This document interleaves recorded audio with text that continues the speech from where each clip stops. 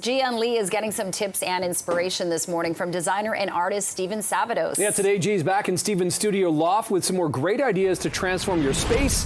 And Gee, I understand you're going to be decorating pillows this morning. Yeah, we're going to be doing leaf stenciling, leaf printing. See, this is why we're so good. He completes my sentences. Absolutely. And on a rainy day like today, this is the perfect thing to do indoors with the kids. I was just going to say, the perfect rainy day project. I used to have all these, or my mother had all these when I was a little kid, like sort of locked away in her head.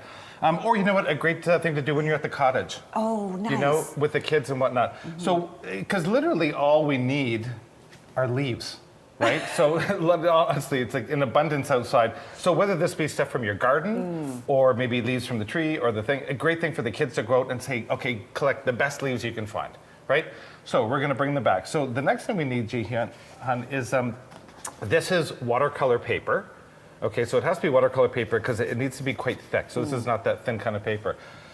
In here, you can use regular tea. Like tea that you drink? Tea that you drink. Or you can use, in here, there's just a little bit of ink and water, and then here, just let me get a paper towel here. And what does this do? You just basically want to just smush it around, and what that'll do is it just gets like a dirty paper, right? So technically, we want to make dirty paper. Okay. Or antique paper, I should say, not dirty. So from here, hon, select your leaf. Yes, I'm going to go for the big one. Okay. And they have to be pretty, like, sturdy? A good sturdy leaf, because if they're not so sturdy, then yeah, they'll just fall apart. Okay. So put the leaf down here, hun, and then what you want to do is, here we have a bit of, this is just acrylic paint. So if you just want to do that over the whole leaf. And what color have you chosen here? So I just have sort of like a neutral, like a beigey brown. You can use green, as you can see on the pillows that I did over there, or any other color.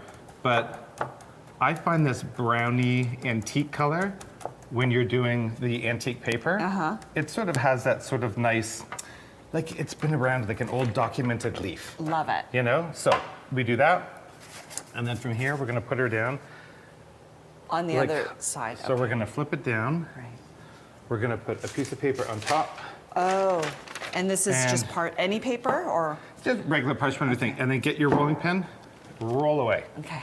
Really hard. So just so you know, I don't really use rolling pins that often. I'm not a baker, so this is new to me. Am I doing this correctly? I love you. Okay, so this is good. So we're gonna pull this up, and look, we peel this back. Oh! There you go, see? Just like that. Just like that, simple, simple, simple.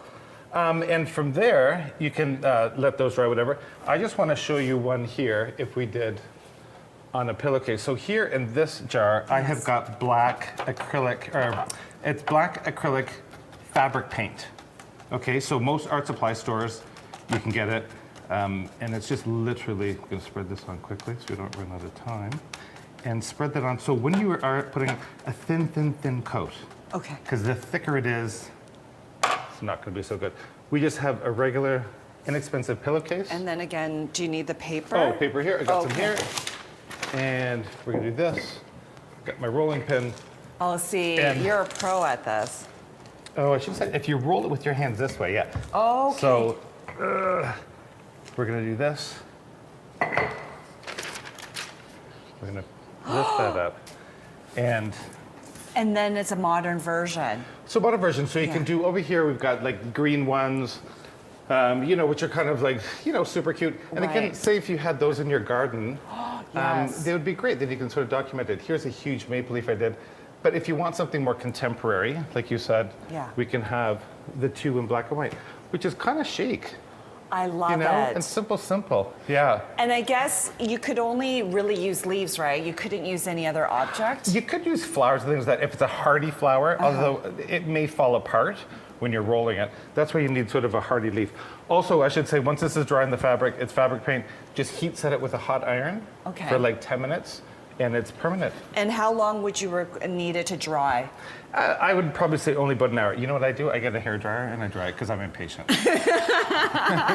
Okay. And then in terms of the fabric for the pillow, anything really works or Inexpensive cotton pillow slip. Oh my goodness. Cotton, linen, what have you. And again, these are just super inexpensive ones I got from big box stores. Okay, Like, and then it we would- should point out you Oh. framing this, right? Yeah, so I framed these little guys here, and then just underneath I just did like number 53. So it almost feels more documented, and it kind of has a little more, you know, it's a little more authentic.